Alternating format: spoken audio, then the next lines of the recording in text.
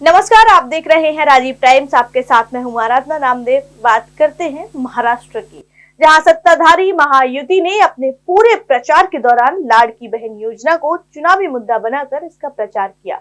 महायुति ने लाड़की बहन योजना के तहत महिलाओं को हर माह 2100 रुपए देने का वादा किया था और वहीं महाविकास अघाड़ी एमडीए ने भी महिलाओं को हर माह 3000 रुपए देने का वादा किया था।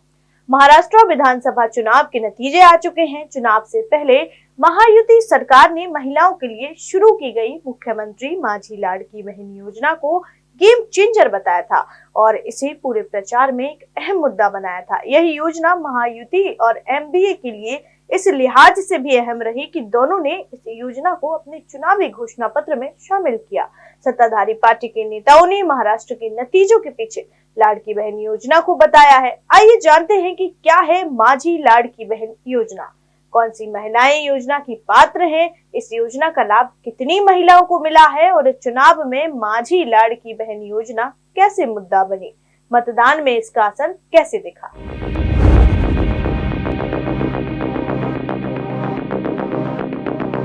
महाराष्ट्र सरकार ने 28 जून 2024 को मुख्यमंत्री माझी लाड़की बहन योजना शुरू करने को मंजूरी दी थी। इस योजना के जरिए महाराष्ट्र में 21 से 65 साल की पात्र महिलाओं को 1500 रुपए की आर्थिक मदद दी जा रही है। इस योजना का लाभ सीधे डीबीटी द्वारा महिलाओं को उनके खाते में दिया जा रहा है। सरकार का कहना है कि राज्य में महिलाओं की आर्थिक स्वतंत्रता, उनके स्वास्थ्य और पोषण में सुधार कर परिवार में उनकी अहम भूमिका को मजबूत करने के लिए यह योजना शुरू की गई थी। आइए जानते हैं किन महिलाओं को योजना का मिला लाभ। लाभार्थी महाराष्ट्र राज्य का निवासी होना चाहिए। राज्य में विवाहित, विधवा, तलाकशुदा एवं निराश्रित महिलाएं और परिवार में केवल एक अविवाहित महिला। न्यूनतम आयु 21 वर्ष और अधिकतम आयु 65 वर्ष पूरी होने तक। लाभार्थी के पास आधार लिंक के साथ अपना बैंक खाता होना चाहिए। लाभार्थी परिवार की वार्षिक आय रुपए 2.50 लाख से अधिक नहीं होनी चाहिए। इस योजना की कितनी महिलाएं लाभार्थी बनी? माझी लाड़की बहन योजना के पोर्टल पर मौजूद जानकारी के अनुसार इस योजना के लिए कुल 1.12 करोड़ प्राप्त आवेदन मिले थे। वहीं पोर्टल पर स्वीकृत आवेदनों की कुल संख्या 1.06 करोड़ है। वहीं महाराष्ट्र की महिला एवं बाल विकास मंत्री अदिति तटकरे ने बताया कि मुख्यमंत्री माझी लाड़की बहन योजना का उद्देश्य 2.34 करोड़ पात्र महिलाओं को आर्थिक लाभ देना है। रक्षाबंधन पर शुरू की गई इस योजना को सरकार द्वारा महाराष्ट्र के अनुपूरक बजट में शामिल किया गया है। इस योजना के लिए राज्य के खजाने से सालाना 40,000 करोड़ रुपए की आवंटन की आवश्यकता होगी।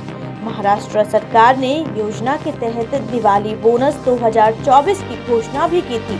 पात्र महिलाओं को लाड़की बहन योजना दिवाली बोनस 2024 पहल के जरिए चौथी एवं पांचवी किस्त के भुगतान में 3000 रुपए सीधे उनके बैंक खातों में जमा किए गए थे।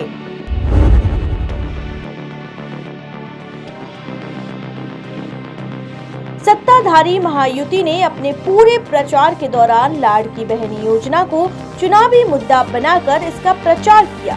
मुख्यमंत्री एकनाथ शिंदे ने चुनावी अभियान में कहा कि यह योजना चुनाव में सरकार के लिए गेम चेंजर साबित होगी। वहीं विधानसभा चुनाव के लिए जारी घोषणा पत्र में महायुति ने लाड़की बहन योजना के तहत महिलाओं को हर माह 2100 रुपए देने के वादे किए थे। वहीं महाविकास अघाड़ी एमडीए ने भी अपने चुनावी घोषणा पत्र में महाराष्ट्र नामा में मुख्यतः 5 गारंटियों पर केंद्रित किया था। इस घोषणा पत्र में महिलाओं को हर माह 3000 रुपए देने का वादा किया गया था। महाराष्ट्र में बुधवार को विधानसभा चुनाव 2024 के लिए मतदान कराया गया था। राज्य के 36 जिलों की सभी 288 सीटों पर वोटिंग हुई, जहां कई जिलों के मतदाताओं में जबरदस्त रुझान दिखा।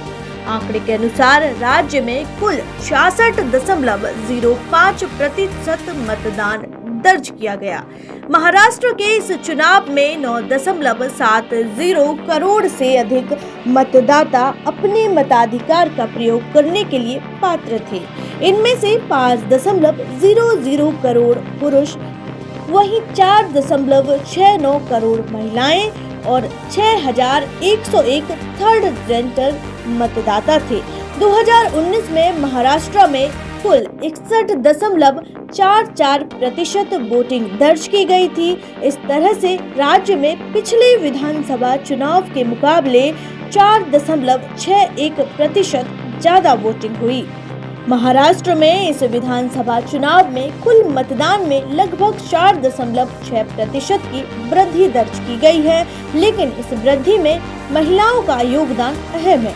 2019 के चुनावों में महिला मतदाताओं का मतदान प्रतिशत 59.26% से बढ़कर इस साल 65.21% हो गया, यानी कि 5.95% अंकों की वृद्धि हुई है। मुंबई, इसके उपनगरों और इसके आसपास के जिलों में भी महिला मतदाताओं की संख्या में काफी वृद्धि देखी गई है। इसमें ठाणे जिले में 11% अंकों की वृद्धि देखी गई है।